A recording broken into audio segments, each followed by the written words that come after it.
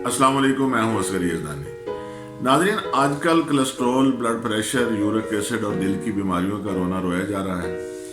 आप जानते हैं कि इन तमाम बीमारियों का बायस बाजार में बिकने वाले वो नाकिस वनस्पति घी और मुद्रे सेहत कुकिंग ऑयल्स हैं, जिनके बगैर गुजारा भी नहीं है। ज़ाहिर है, रोज़ाना घर में हड्डियाँ पकनी होती हैं। इसके अलावा कुछ ऐसे लोग भी हैं जो कहते हैं कि सारी ज़िंदगी हमने खालिश देसी घी खाया है, अब हमें कोई और चीज़ अच्छी नहीं लगती।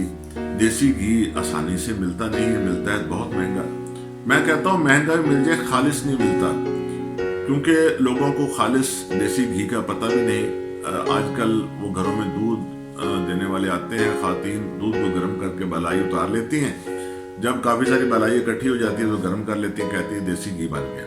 वो देसी घी नहीं होता, वो भी मुद्रे सेहत होता है, जम जाता है अंदर जाकर जिस्म में।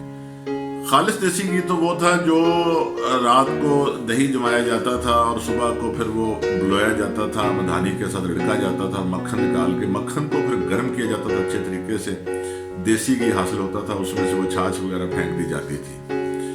मैं आपकी खिदमत में इन तमाम मसाइल के हल के लिए एक ऐसा नादिर, देसी घी से सस्ता लेकिन देसी घी से कहीं ज्यादा गजाइयत से भरपूर और ताकतवर ऑयल पेश करना चाहता हूँ, जो आप घर में बहुत ही आसानी से बना सकते हैं। बनाना क्या, वो समझे तैयार ही है, और उसके आपको फवायद इतने हैं कि आप उसका अंदाजा ही नहीं कर सकते। मैं ये बताने से पहले कि वो ऑयल कैसे आपने हासिल करना है, थोड़ा सा इसका पस मंजर बता दूं तो आपको इसकी इफादत का अंदाजा हो जाएगा। नाज़रीन इकराम, कोई 35-40 साल पहले की बात है कि मुझे भावनगर के दूर दराज एक देहात में, जहाँ हमारे एक बहुत ही करीबी ताल्लुक वाले अजीज़ों की तरफ जाने का इत्तेफाक हुआ, वहाँ मैं 3-4 दिन रहा। मेरी मौजूदगी में एक दिन बड़ी दिलचस्प लड़ाई देखने में आई।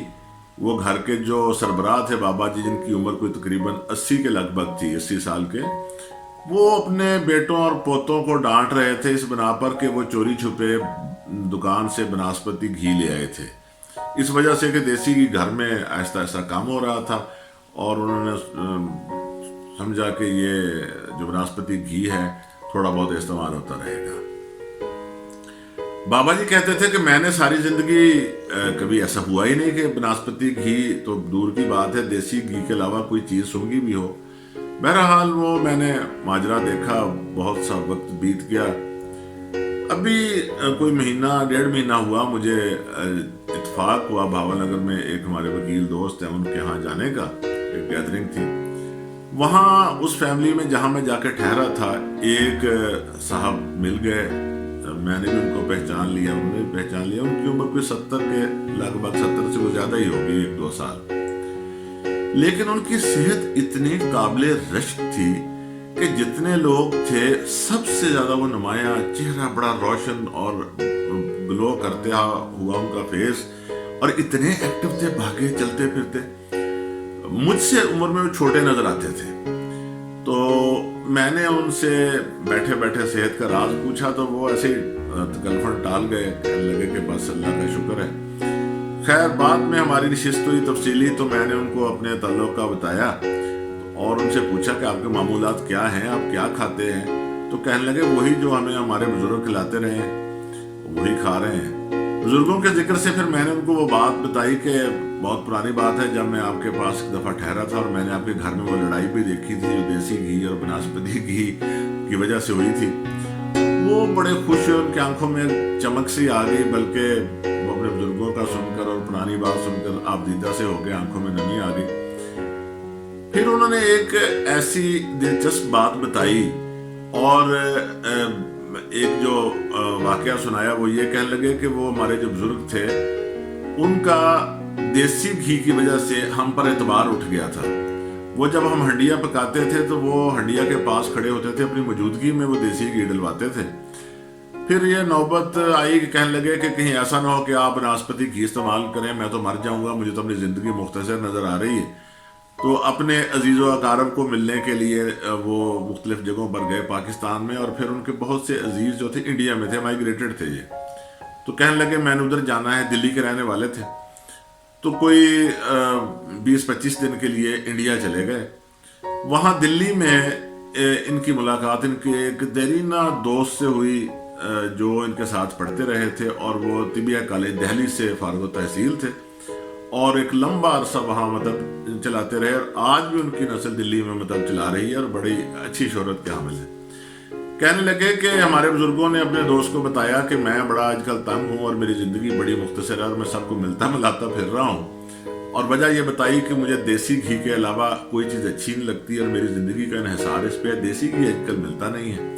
تو کہنے لگے ان کے دوست جو تھے، جو طبیہ کالج دہلی کے فارغ التحصیل اور اچھے حکیم اور طبیب تھے، انہوں نے کہا اس کا حال تو میں آپ کو بتا دیتا ہوں، ایک ایسا آئل جو کہ آپ کو دیسی گھی کی کمی ذرا بھی محسوس نہیں ہوگی اور اسے کہیں طاقتور ہوگا۔ انہوں نے ان کو وہ نسخہ کہہ لیجیے، ٹوٹکا کہہ لیجیے، بتایا، تو انہوں نے وہیں سے شروع کر لیا۔ کہتے جب پاکستان واپس آئے تو آتے ہی وہ تیار کیا اور پھر آخری دم تک وہ استعمال کرتے رہے۔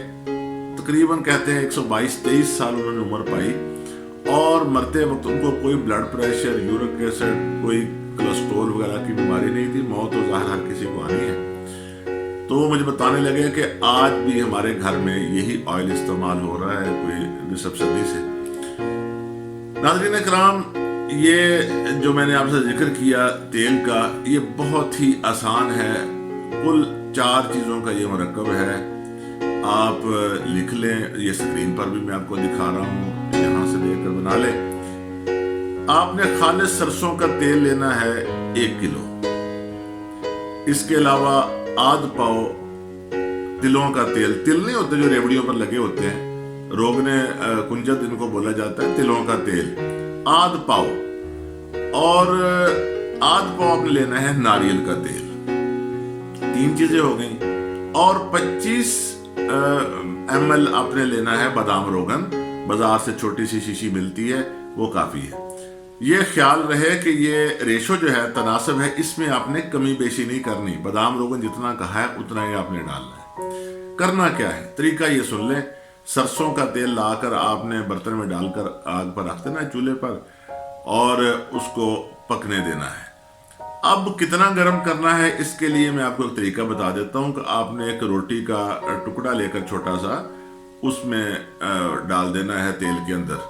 اچھا، روٹی کے ٹکڑے کا اس نسخے میں کوئی عمل دخل نہیں ہے، صرف اتنا ہے کہ آپ کو پتہ چل جائے کہ وہ تیل گرم کتنا کرنا ہے۔ جب تیل پکتا رہے گا، آپ دیکھیں کہ روٹی کا ٹکڑا ڈارک براؤن ہو گیا ہے، تو اس تیل کو نیچے اتار لیں اور اس کو ٹھنڈا ہونے دیں۔ بالکل ٹھنڈا نہیں، اتنا ہو کہ اس میں انگلی ڈبوئی جا سکے، جسے ہم پنجابی میں کوسا کوسا کہتے ہیں، نیم گرم۔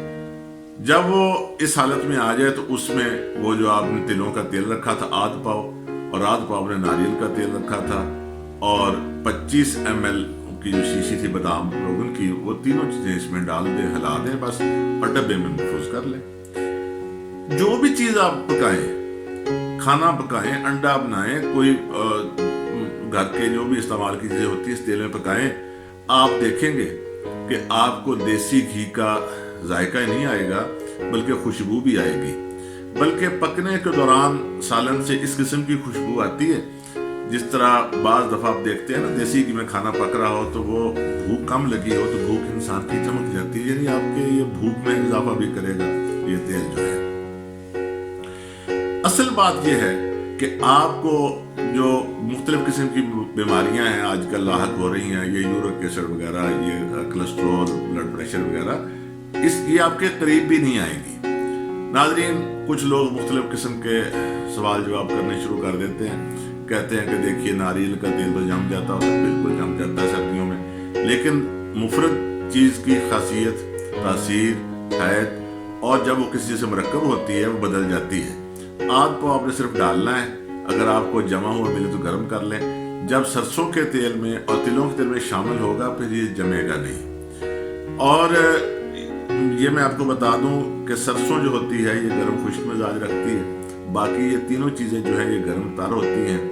یہ ایک ایسا مرکب ہے کہ آپ کو نہ صرف یہ کھانے کے مسائل حل کرے گا، بلکہ یہ تمام چیزیں مقوی اعصاب ہیں، جسم کو حرارت دینے والی ہیں، خون پیدا کرنے والی ہیں، عورتوں کے خاص مسائل ہوتے ہیں ان کو حل کر دیتی ہیں، بچوں کی نشو و نما اور ہڈیوں کو طاقت دینے والی چیزیں ہیں۔ بادام روغن خاص طور پر اس کی تاثیر سے کون واقف نہیں ہے۔ नाज़रीन, आपको हैरत होगी कि आजकल कोरोना का रोना रोया जा रहा है और कोरोना का असल बायस छाती के अमराज होते हैं और बादाम रोगन उनमें अक्सीर का दर्जा रखता है। इस तेल में पका हुआ जो खाना होगा आपको छाती के मसाइल से, बादाम रोगन आप जानते हैं ना, ये हलक के मसाइल, ये दमा, टीबी वगैरह के मरीज होते हैं, सांस के मरीज, उनके लिए ये एक अक्सीर का दर्जा रखता है। ये बनास्पति घी और कुकिंग ऑयल्स के डब्बों पर लिखा होता है कि विटामिन ए और डी से भरपूर। सब बकवास है। असल विटामिन ए, डी और कैल्शियम ये बादाम रोगन, ये तिलों का तेल और ये नारियल का तेल, इनमें ये चीजें होती हैं, कुदरती विटामिन। तो हम कुदरती विटामिन को छोड़कर आर्टिफिशियल की तरफ क्यों जाएं और अपनी सेहत की क्यों ना हिफाजत करें और अपने बच्चों को और अपने आप को सेहतमंद रखें। नाज़रीन इकराम, इससे पहले मैंने एक वीडियो में एक ऑयल बयान किया था जो कि गुलाम मुस्तफ़ा खान का नुस्खा है, उसका मैं लिंक भी डिस्क्रिप्शन में दे रहा हूँ, जो कि सरसों के तेल में काले चनों के साथ मरकब था। वो भी बड़ा ज़ूद असर और बहुत ही अच्छा वो तेल था। जो लोग उसको अपनाना चाहें उसको अपना सकते हैं, और जो लोग ख़ास तौर पर मैंने कहा देसी घी के शौकीन हैं, अब मैं कहना तो नहीं चाहता, देसी घी जो है बहुत अच्छा होता है, नेचुरल चीज़ है, लेकिन इसमें यह जिस्म को मोटा कर देता है और ये थोड़ा सा जम भी जाता है। ये तेल इस लिहाज से जो मैंने बयान किया है, ये देसी घी से भी ज़्यादा इसलिए मुफीद है कि ये ताकत के लिहाज से और अपने जो विटामिन मैंने कहे या तासीर के लिहाज से उससे कहीं बढ़कर है, और जिस्म को फरबा होने से, मोटा होने से बचाता है। ये मैंने परसों ही घर में तैयार किया है, और ये देखिए, ये बादाम रोगन की ये शीशी है, सबसे छोटी है। ये मैं कोई कंपनी मेंशन नहीं कर रहा, ये बता रहा हूँ कि सबसे छोटा पैक है उसका, ये 25 ml का होता है। अच्छा, इससे बड़ी खूबसूरत खुशबू भी पैदा होती है और ताकत भी आती है। आपने मिकदार में इजाफा नहीं करना। हाँ, अगर आप समझते हैं कि हमने ज़्यादा बनाना है, सरसों का तेल आपने 2 किलो ले लिया, तो बाकी हर चीज़ फिर डबल करेंगे। ज़ाहिर है जो चीज़ आध पाव डाली है तो वो पाव हो जाएगी, और ये 25 के बजाय 50 ml हो जाएगा। नाजरीन, इस तेल को इस्तेमाल कीजिए, सेहतमंद रहिए, आप भी अपने घर वालों को भी सेहतमंद रखिए और अपना बहुत ज़्यादा ख्याल रखिए। नाजरीन, और बहुत सी अच्छी वीडियोज़ आपकी मुंतज़र हैं। बस हमारा चैनल असगर यज़दानी सब्सक्राइब कर लीजिए और घंटी के बटन को भी दबा लीजिए, ताकि आप तक हमारी हर वीडियो जल्दी पहुंचती रहे। बहुत शुक्रिया।